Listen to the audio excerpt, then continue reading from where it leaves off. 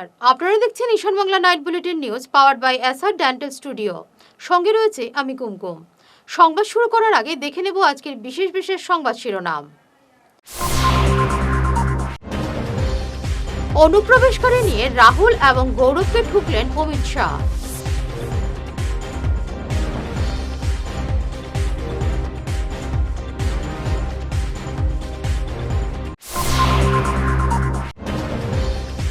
ধলাইয়ে অমিয়কে বিপুল ভোটে জয়ী করানোর আহ্বান কৌশিকের।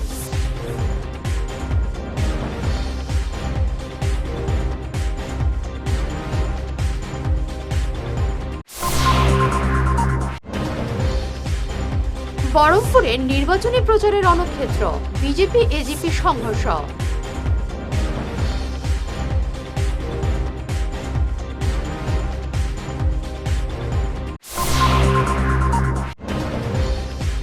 অমরচাঁদ বিধায়ক থাকাকালীন ঠিকাদারি নিয়ে ব্যস্ত ছিলেন, অভিযোগ কৃষক মোর্চার।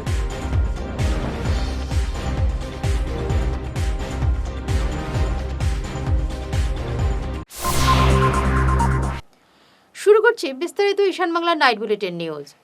অবৈধ অনুপ্রবেশকারী ইস্যুতে রাহুল গান্ধী এবং অসম প্রদেশ কংগ্রেস সভাপতি সাংসদ গৌরব গগৈকে কড়া ভাষায় ঠুকলেন স্বরাষ্ট্রমন্ত্রী অমিত শাহ। ব্রহ্মপুত্র উপত্যকার ঢেকিয়াজুলিতে সোমবার অনুষ্ঠিত বিজেপির বিজয় সংকল্প সমাবেশে অমিত শাহ বলেন, অনুপ্রবেশ রুখতে দেশে প্রয়োজনীয় স্পেশাল ইন্টেনসিভ রিভিউ অর্থাৎ এসআইআর এর ঘোর বিরোধিতা করছে রাহুল বাবা অ্যান্ড কোম্পানি।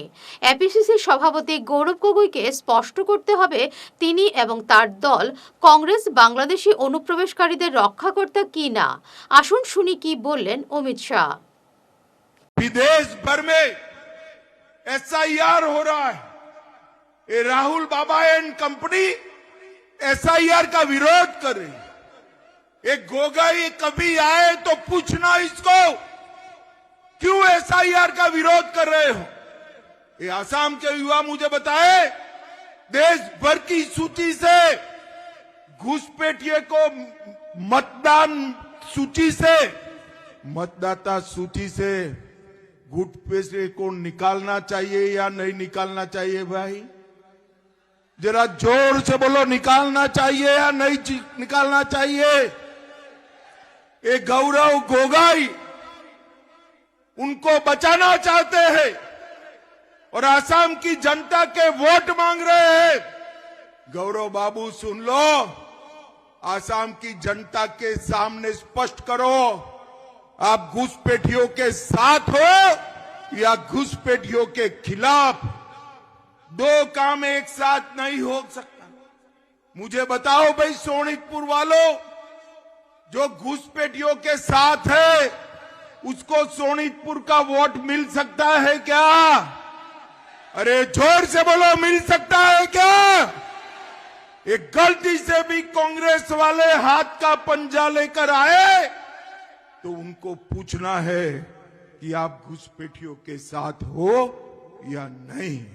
বিধায়ক নিহার রঞ্জন দাসের ঢালাও প্রশংসা করে ধলাইয়ে দলীয় প্রার্থী অমিয়কান্তি দাসকে বিপুল ভোটে জেতানোর আহ্বান জানালেন কৌশিক রায়। তিনি বলেন, ১.৫ বছর আগে উপনির্বাচনের প্রচারে এসে মুখ্যমন্ত্রী হিমন্ত বিশ্ব শর্মার দেওয়া সব প্রতিশ্রুতি পালন করেছেন।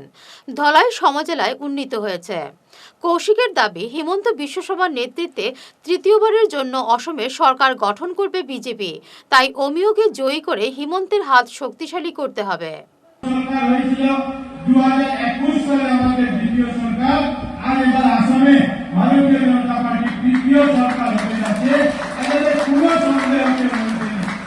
আর আমরা লক্ষ্য করেছি যে 10 মে 2021 সালে ডক্টর হিমন্ত বিশ্ব শর্মা মহাশয় যিনি মুখ্যমন্ত্রী হিসেবে দায়িত্ব নিয়েছেন, উনি সংকল্প করেছিলেন যে আসামকে ভারতবর্ষের শ্রেষ্ঠ 5 রাজ্যে নিয়ে যাওয়ার।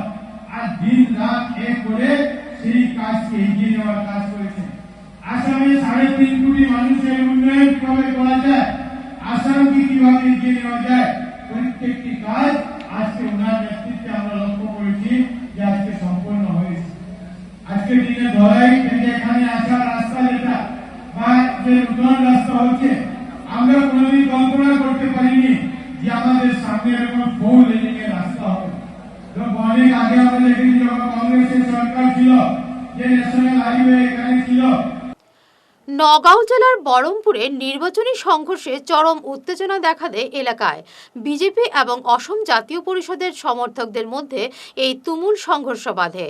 এজিপি প্রার্থী রাজেন গুহাই নির্বাচনী প্রচার চালাচ্ছিলেন। ঠিক তখনই একদল বিজেপি কর্মী সেখানে উপস্থিত হয়ে উত্তেজনা সৃষ্টি করেন বলে অভিযোগ। রাজেন গুহাইয়ের বিরুদ্ধে মুর্দাবাদ ধ্বনি দিতেই পরিস্থিতি নিয়ন্ত্রণের বাইরে চলে যায়। মুহূর্তের মধ্যে বিজেপি এবং এজিপি কর্মীদের মধ্যে শুরু হয় মারপিট। পরিস্থিতি উত্তপ্ত দেখে এবং নিরাপত্তা বিঘ্নিত হওয়ায় প্রার্থী রাজেন গুহাই মাঝপথে সভা ত্যাগ করতে বাধ্য হন।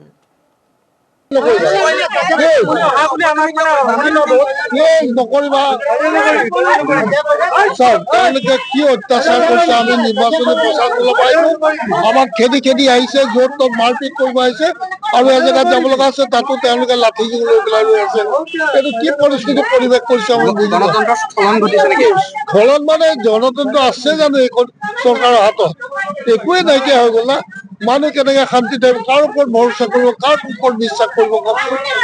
গতিকে ক'বলৈ মোৰ ভাষা নাই যে এনেকুৱা এটা হ'ল যে আমি আমাৰ অসমত আজি শান্তিৰে যাব নোৱাৰো, ক'তো এষাৰ কথা ক'ব নোৱাৰো। গুণ্ডা বাহিনী লগাই আমাৰ ওপৰত আক্ৰমণৰ পাছত আক্ৰমণ কৰি আছে। এইটো এটা পৰিৱেশ নেকি? ঠিক আছে, ইয়াৰ পিছৰ এখন সভা ক'ত আছে? মোৰ হেৰি স্থাপনাত আছে। ঠিক আছে। আজ কাছাড় জেলা বিজেপি কৃষক মোর্চার বদরপুর পাঁচগ্রাম মণ্ডলের উদ্যোগে পাঁচগ্রাম জিপিতে এক নির্বাচনী সভা অনুষ্ঠিত হয়। সভায় পৌরোহিত্য করেন কৃষক মোর্চার বদরপুর পাঁচগ্রাম মণ্ডল সভাপতি আশু রঞ্জন দাস। সভায় বক্তব্য রাখেন কৃষক মোর্চার জেলা সভাপতি সুব্রত চক্রবর্তী, জেলা কোষাধ্যক্ষ তাপস সাহা, মণ্ডল সাধারণ সম্পাদক নারায়ণ চন্দ্র দেব প্রমুখ। অমরচাঁদ জৈন যখন কাঠিগড়ার বিধায়ক ছিলেন শুধু ঠিকাদারি নিয়েই ব্যস্ত ছিলেন। প্রাক্তন বিধায়কের এমন কড়া সমালোচনা করে বিজেপি প্রার্থী কমলাক্ষ দেবুর কাছ থেকে জয়ী করার আহ্বান জানান সুব্রত। বিধানসভা নির্বাচন, আর সেই নির্বাচন একই দফায় নির্বাচন হবে সমগ্র আসামে। আমরা দৃঢ়তার সঙ্গে বলতে পারি শুধু সময়ের অপেক্ষা। এই নির্বাচনের পর 4 মে ভোট গণনা যখন হবে তখন আপনারা দেখবেন যে ডক্টর হিমন্ত বিশ্ব শর্মা নেতৃত্বে পুনরায় আসামে বিজেপি সরকার ক্ষমতায় আসবে, তাতে কোনো সন্দেহ নেই। কারণ আমরা ভারতীয় জনতা পার্টি এনডিএ জোট 90 থেকে 100টি আসনে জয়ী হয়ে পুনরায় আসামে বিজেপি সরকার ক্ষমতায় আসবে। আমরা লক্ষ্য করেছি যে সমস্ত ভারতবর্ষের মানুষের সঙ্গে আজকে আসামের মানুষ ভারতীয় জনতা পার্টির পক্ষে রয়েছে। তার কারণ উন্নয়নের জন্য। আর আমরা আজ এখানে এসেছি কৃষক মোর্চার পক্ষ থেকে আপনাদের কাছে যে উন্নয়নের স্বার্থে, উন্নয়নের পক্ষে আমরা ভোটের আবেদন করার জন্য। সেই 9 এপ্রিল আপনার সকালবেলা বুথ কেন্দ্রে যাবে, আর সেখানে পদ্মপুর প্রতীক চিহ্নে ভোট দিয়ে আমাদের দলীয় প্রার্থী বিধায়ক কমলাক্ষ দেবুর কাছ থেকে এখান থেকে বিপুল ভোটে যাতে আমরা জয়ী করে দিসপুরে পাঠাতে পারি। এবারে নিচ্ছি সামান্য একটি বিরতি, সঙ্গে থাকুন। আপনার হাসিকে আরও উজ্জ্বল এবং সুন্দর করতে বরাক উপত্যকায় এখন সবচেয়ে উন্নত dental care SR dental studio. আমরা নিয়ে এসেছি সম্পূর্ণ ডিজিটাল ডেন্টাল ইকোসিস্টেম। আমাদের পরিষেবা একাধারে অ্যাডভান্সড, অ্যাকিউরেট এবং অ্যাশিওর্ড। আর আপনার জন্য রয়েছে একটি বিশেষ সুযোগ। আমাদের স্টুডিওতে দাঁতের চেকআপ করানো যাবে সম্পূর্ণ বিনামূল্যে। আপনাদের অনুরোধে আগামী 31 মার্চ পর্যন্ত এই সময়সীমা বাড়ানো হয়েছে। তাই দেরি না করে আজই চলে আসুন। আমাদের ঠিকানা শিলচর রাঙ্গিরখাড়ি পয়েন্ট, এসআর মেট্রোর ওপরতলায়। বিস্তারিত জানতে ফোন করুন 8638246619 নম্বরে। এসআর ডেন্টাল স্টুডিও, আধুনিক হাসির নয়া ঠিকানা। শহর বদলায়, ফ্যাশন বদলায়, কিন্তু কিছু আবেগ চিরকাল অমলিন। শিলচরের খান জুয়েলার্সে পা রাখতেই সেই আভিজাত্যের ছোঁয়া অনুভব করলাম। শান্ত পরিবেশ, মার্জিত ডেকোরেশন আর হীরা সোনার এক অনন্য সংগ্রহ। প্রতিটি গয়না যেন নিখুঁত শিল্পকর্ম। আধুনিক এক্সক্লুসিভ ডিজাইনের সঙ্গে রয়েছে 51 বছরের অটুট বিশ্বাস ও ঐতিহ্য। মায়ের জন্য ভালোবাসার উপহার হোক বা জীবনের বিশেষ মুহূর্ত, খান জুয়েলার্স মানেই স্মৃতিকে করে তোলা আরও মূল্যবান। আপনি কবে আসছেন আপনার প্রিয় মুহূর্তটি সাজাতে? Dear parents, students and well-wishers, you all know Vivekananda Senior Secondary School, also known as Vivekananda Junior College, was established in 2003 at Chenkuri Road, Silchar, pin code 788007, having science, arts, commerce streams. Every year in HS examination, our students have been passing out with positions, distinctions, star marks, and huge numbers of letters. In degree unit, we have Encipal Memorial Degree College, which was established in 2010 and affiliated under Assam University. Both of our institutions have been guided gracefully by the experienced and qualified faculties in well-infrastructure, environmental-friendly institution. For more details, contact over the given numbers. ফিরে এলাম অন্যান্য সংবাদ নিয়ে। পশ্চিমবঙ্গে জেহাদি কায়দায় সরকার চালাচ্ছে তৃণমূল কংগ্রেস।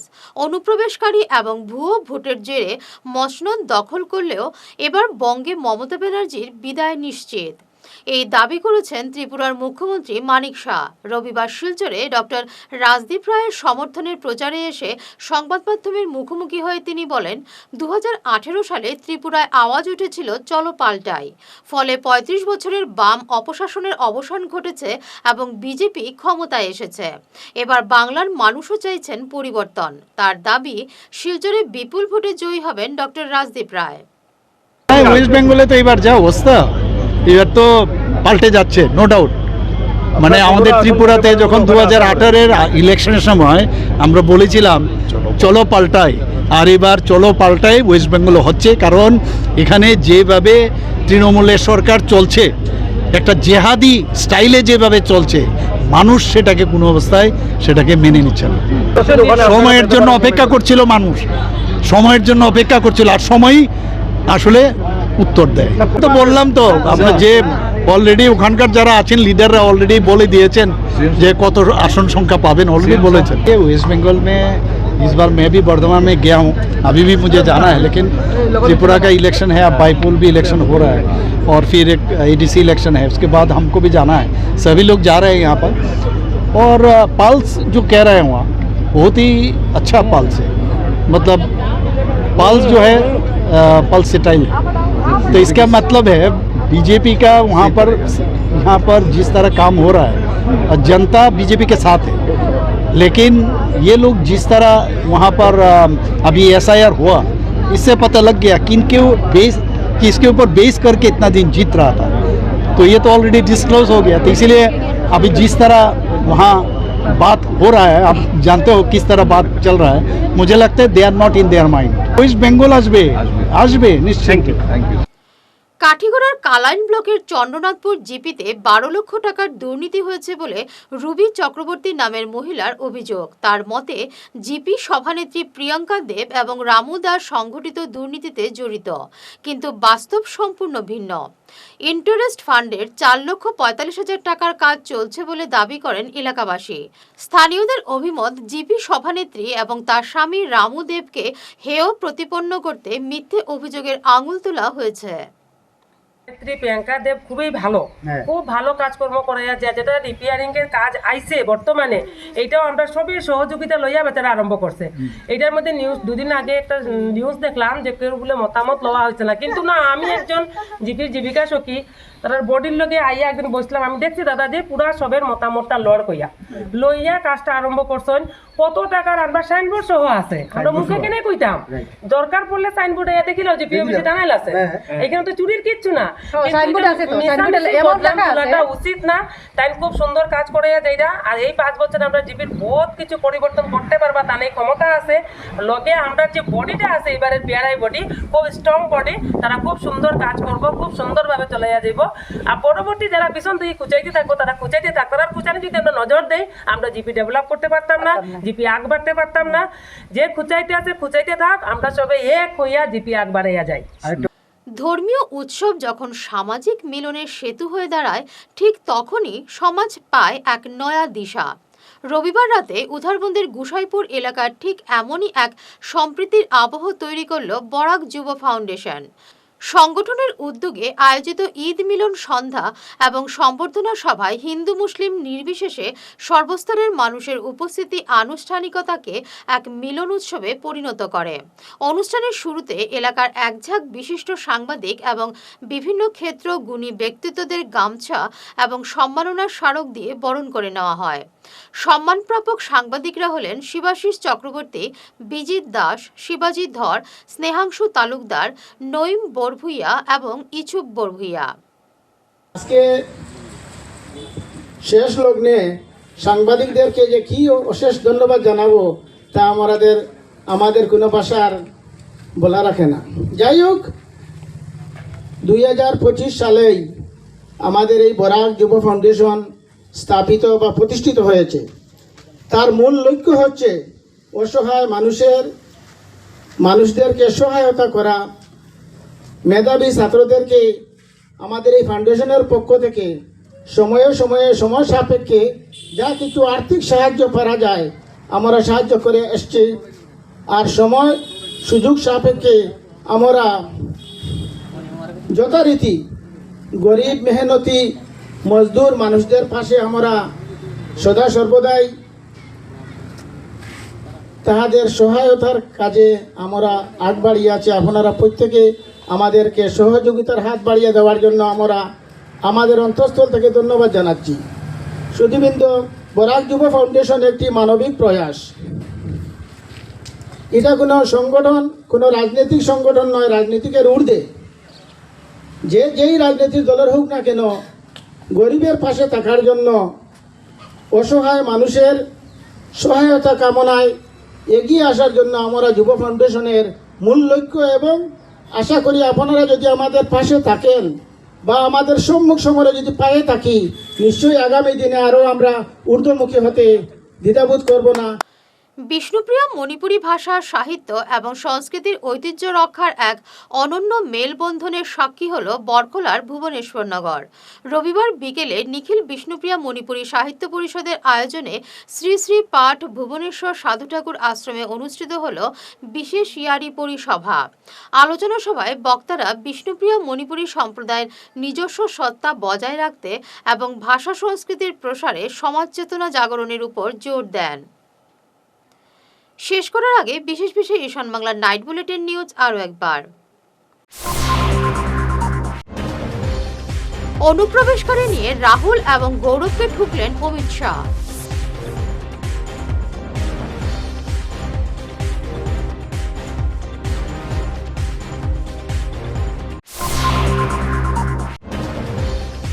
ধলাইয়ে অমিয়কে বিপুল ভোটে জয়ী করানোর আহ্বান কৌশিকের।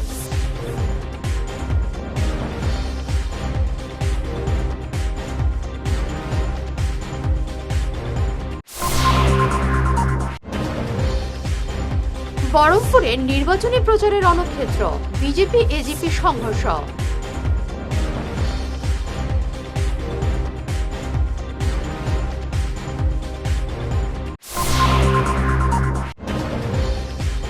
অমরচাঁদ বিধায়ক থাকাকালীন ঠিকাদারি নিয়ে ব্যস্ত ছিলেন, অভিযোগ কৃষক মোর্চার।